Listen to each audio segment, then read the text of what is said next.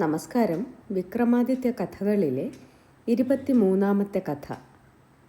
ആര് അപരാധി. വേതാളം അപ്പോഴും ഒരു കഥ പറഞ്ഞു തുടങ്ങി. അല്ലയോ വിക്രമാദിത്യ മഹാരാജാവേ, പണ്ട് ശൂരപുരി എന്ന ദേശത്ത് ശൂരസേനൻ എന്നൊരു രാജാവ് വാണിരുന്നു. അദ്ദേഹത്തിൻ്റെ കുലഗുരുവായിരുന്ന ദേവസ്വാമിക്ക് ഹരിസ്വാമി എന്നൊരു പുത്രനുമുണ്ടായിരുന്നു. ഹരിസ്വാമി ആകട്ടെ മാരദേവൻ്റെ വേറൊരു അവതാരമാണെന്ന് തോന്നുമാറ് പുരുഷലാവണ്യത്തിൻ്റെ മൂർത്തീകരണമായി പ്രശോഭിച്ച് പ്രേക്ഷകലോകത്തിന് നയനാനന്ദമരുളി വിരാജിച്ചു. ഒരു ദിവസം വീട്ടിൽ നിന്ന് പുറത്തുപോയ ഹരിസ്വാമി ഒരു ബ്രാഹ്മണൻ്റെ പുത്രിയായ ലാവണ്യവതി എന്ന യുവസുന്ദരിയെ ഗാന്ധർവ വിധിപ്രകാരം വിവാഹം കഴിച്ചുകൊണ്ടാണ് മടങ്ങിയെത്തിയത്. ഹരിസ്വാമിയുടെ മാതാപിതാക്കൾക്ക് പുത്രൻ്റെ ഈ നടപടിയിൽ പ്രതിഷേധിക്കാൻ വളരെ ഉണ്ടായിരുന്നെങ്കിലും ഗത്യന്തരമില്ലായകയാൽ അവർ തുറന്ന മനസ്സോടുകൂടി സ്വപുത്രനെയും നവവധുവിനെയും ഭവനത്തിനുള്ളിലേക്ക് സ്വാഗതം ചെയ്യുകയാണ് ചെയ്തത്. തങ്ങളുടെ പരിപൂർണമായ സമ്മതത്തോടും സഹകരണത്തോടും നടത്തിയ ഒരു വിവാഹമെന്ന പോലെ അവർ ദമ്പതികളുടെ സുഖസൗകര്യങ്ങൾക്ക് വേണ്ടതെല്ലാം ഒരുക്കിക്കൊടുത്തു. അവരെ ഹൃദയപൂർവ്വം അനുഗ്രഹിച്ചു. നവവധുവിൻ്റെ ആഗമനം ഭാവിശ്രേയസിൻ്റെ ശുഭശകുനമായി സങ്കൽപ്പിച്ച് അതിരറ്റ് ആമോദിക്കുകയും ചെയ്തു. ഗ്രീഷ്മർത്തുവിലെ ചന്ദ്രികാചർച്ചിതമായ ഒരു രാത്രിയിൽ നവവധൂവരന്മാർ തങ്ങളുടെ ഭവനത്തിൻ്റെ മട്ടുപ്പാവിൽ സ്വൈരസല്ലാപം നടത്തി ക്ഷീണിച്ച് ഉറങ്ങുകയായിരുന്നു. അപ്പോൾ നവവധുവിൻ്റെ മൂടുപടത്തിൽ ആകസ്മികമായി സ്ഥാനഭ്രംശം സംഭവിച്ചു. തത്സമയം ഒരു ഗന്ധർവൻ തൻ്റെ വിമാനത്തിൽ ആകാശത്തിലൂടെ നിശാപര്യടനം നടത്തുകയായിരുന്നു. പെട്ടെന്ന് ലാവണ്യവതിയുടെ വദന കനകാംബുജം അവൻ്റെ ദൃഷ്ടിയിൽ പതിഞ്ഞു. നിമിഷനേരത്തിൽ അവൻ വിമാനത്തിനെ കീഴോട്ട് പായിച്ച് അവളെ ബലാത്കാരമായി വിമാനത്തിനുള്ളിലാക്കി വായുവേഗത്തോടുകൂടി അവിടെ നിന്ന് പാഞ്ഞു പോവുകയും ചെയ്തു. നവവധുവുമായി പ്രേമലീലകളിൽ വിഹരിച്ച് ഗാഠനിദ്രയിൽ ആണ്ടുപോയ ഹരിസ്വാമി വളരെ താമസിച്ചാണ് ഉറക്കമുണർന്നത്. തൻ്റെ വാമഭാഗത്ത് ശയിച്ചിരുന്ന പ്രിയപത്നി അപ്രത്യക്ഷമായിരിക്കുന്നത് കണ്ട് അയാൾ ചന്ദ്രികാങ്കണത്തിൽ നിന്നിറങ്ങി വീട് മുഴുവൻ പരിശോധന നടത്തി.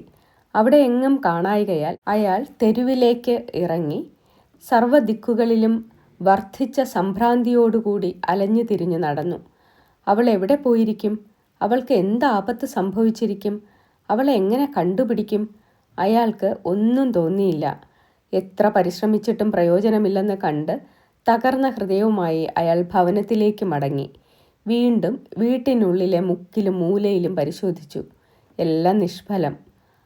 അവളുടെ സാന്നിധ്യമില്ലാത്ത ഭവനം കേവലം ഒരു ശ്മശാന ഭൂമിക്ക് സദൃശം ഭീകരമായി അയാൾക്ക് തോന്നി. അയാളുടെ സകല ഉന്മേഷവും നശിച്ചു. അയാൾ അവളെ 100 ഓമന പേരുകൾ വിളിച്ചുകൊണ്ട് കേവലം ഒരു ഭ്രാന്തനെ പോലെ എവിടെയെന്നില്ലാതെ അലഞ്ഞു തിരിഞ്ഞു. അരോഗദൃഢഗാത്രനായിരുന്ന അയാൾ അല്പദിവസത്തിനുള്ളിൽ കേവലം ഒരു അസ്ഥിപഞ്ജരമായി മാറി. അയാളുടെ വിരഹദുഃഖം അനുദിനം വർദ്ധിച്ചുകൊണ്ടേയിരുന്നു. ലോകജീവിതം ക്ലേശഭൂയിഷ്ടമാണെന്നും സുഖഹേതുകങ്ങളായ വസ്തുക്കൾ കൂടുതൽ ദുഃഖം കൈവരുത്തുന്നതാണെന്നും അനുഭവത്തിൽ നിന്നും ബോധ്യമായി. ഗൃഹഭരണ സംബന്ധമായ സകല ചുമതലകളും അയാൾ വിട്ടൊഴിഞ്ഞു. സർവസംഘ പരിത്യാഗിയായ ഒരു യോഗിയായി ആയുഷിഷ്ടം നയിക്കുവാൻ അയാൾ തീരുമാനിച്ചു. അതനുസരിച്ച് കാവ്യവസ്ത്രങ്ങളും ജഡാവൽക്കലാദികളും രുദ്രാക്ഷമാലയും അണിഞ്ഞ് ഒരു സുപ്രഭാതത്തിൽ ദേശാടനത്തിനിറങ്ങുകയും ചെയ്തു. അങ്ങനെ പലയിടത്തും ചുറ്റിത്തിരിഞ്ഞ് ഒരു മധ്യാഹ്നത്തിൽ അയാൾ ഒരു പട്ടണത്തിൽ എത്തിച്ചേർന്നു. ക്ഷുൽപിപാസാദികൾ അയാളെ വല്ലാതെ പീഡിപ്പിച്ചു. ചമതമരത്തിൻ്റെ ഇലകൾ കൂട്ടിത്തുന്നി കുത്തുപാളയുടെ ആകൃതിയിൽ ഒരു ഭാജനമുണ്ടാക്കി അയാൾ ഭിക്ഷ തേടി നടന്നു. അത് കണ്ട ഒരു ബ്രാഹ്മണൻ കുത്തുപാള നിറയെ പാൽക്കഞ്ഞി ഒഴിച്ചു കൊടുത്തു. അതും ഭേസിക്കൊണ്ട് അയാൾ ഒരു കുളക്കരയിലെത്തി. കുത്തുപാള കുളക്കരയിൽ ഒരു വടവൃക്ഷത്തിൻ്റെ ചുവട്ടിൽ വെച്ച ശേഷം അയാൾ കൈകാലുകൾ ശുദ്ധമാക്കാൻ കുളത്തിലേക്കിറങ്ങി. തത്സമയം വൃക്ഷത്തിൻ്റെ പോട്ടിനുള്ളിൽ നിന്ന് ഒരു കരിനാഗം ഇഴഞ്ഞു വന്ന് കുത്തുപാളയിലെ പാൽ നുകർന്ന ശേഷം അവിടെ നിന്ന് അതിൻ്റെ വഴിക്ക് ഇഴഞ്ഞുപോയി. കുത്തുപാളയിലെ ആഹാരപദാർത്ഥത്തിനുള്ളിൽ വിഷം വ്യാപിച്ചു. യുവാവ് അത് കണ്ടതുമില്ല. കുളത്തിൽ നിന്നും കരയ്ക്ക് കയറി അയാൾ ആർത്തിയോടുകൂടി പാൽക്കഞ്ഞി മുഴുവൻ കഴിച്ചു. അല്പസമയത്തിനുള്ളിൽ അയാളുടെ ശരീരമാസകലം വിഷം ബാധിക്കുകയും ചെയ്തു. യുവാവിൻ്റെ ഭാവം ആകെ പെട്ടെന്ന് മാറി. അയാൾ മരണവെപ്രാളം കാട്ടിത്തുടങ്ങി. തൽക്ഷണം അയാൾ പ്രേതാവിശിഷ്ടനെ പോലെ അവിടെ നിന്ന് തനിക്ക് ആഹാരം തന്ന ബ്രാഹ്മണൻ്റെ സമീപത്തേക്ക് പാഞ്ഞ് ഇപ്രകാരം അലറി: നിങ്ങൾ എനിക്ക് വിഷം തന്നു, ഞാനിതാ മരിക്കാറായിരിക്കുന്നു. അല്പസമയത്തിനുള്ളിൽ അയാൾ പിടഞ്ഞ് മരിക്കുകയും ചെയ്തു. സംഭ്രാന്ത ചിത്തനായി തീർന്ന ബ്രാഹ്മണൻ തൽക്ഷണം തൻ്റെ വീട്ടിനുള്ളിലേക്ക് പാഞ്ഞ് സ്വപത്നിയുടെ കേശഭാരത്തിൽ ചുറ്റിപ്പിടിച്ച് അവളെ നിലത്തെറിഞ്ഞു. മഹാപാപി, നീ ആ സാധുവായ ബ്രാഹ്മണ യാചകനെ വിഷം കൊടുത്തു കൊന്നു. ഈ ബ്രാഹ്മണഹത്യയുടെ പാപം ഞാൻ എങ്ങനെ പരിഹരിക്കേണ്ടു ദൈവമേ? ഇത്രയും പറഞ്ഞ ശേഷം വേതാളം ചോദിച്ചു: അല്ലയോ രാജാവേ, ഇവരിൽ ആർക്കാണ് ബ്രഹ്മഹത്യാ പാപം ഏശുന്നത്? രാജാവ് മറുപടി പറഞ്ഞു: കരിനാഗത്തിൻ്റെ വായിൽ മരണകാരണമായ വിഷം പ്രകൃതിദത്തമാണ്. അതുകൊണ്ട് അതിനെ യാതൊരു പാപവും ഏശുന്നതല്ല. ഗൃഹനാഥനായ ബ്രാഹ്മണൻ യാചകന് ആഹാരം കൊടുത്തത് അയാളുടെ സമസൃഷ്ടി സ്നേഹവും ഔദാര്യവും കൊണ്ടാണ്. അക്കാര്യത്തിൽ അയാളെ ശ്ലാഘിക്കയേ നിർവാഹമുള്ളൂ. വിശന്നു വലഞ്ഞു വന്ന യാചകൻ ധർമ്മിഷ്ഠനായ ഒരാൾ നൽകിയ ആഹാരം യാതൊരു സംശയവും കൂടാതെ ഭക്ഷിച്ചതിലും അപരാധമില്ല.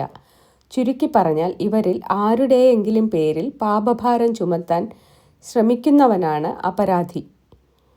രാജാവിൻ്റെ മറുപടി കേട്ട ഉടൻ വേതാളം വീണ്ടും ബന്ധനവിമുക്തനായി കാട്ടിലേക്കോടി മുരുക്കുമരത്തിന്മേൽ കയറി തൂങ്ങിക്കിടന്നു. രാജാവ് പതിവ് പോലെ അവനെ പിൻപറ്റി ചെന്ന് പിടിച്ചുകെട്ടി തോളിലാക്കി നടകൊള്ളുകയും ചെയ്തു. നന്ദി.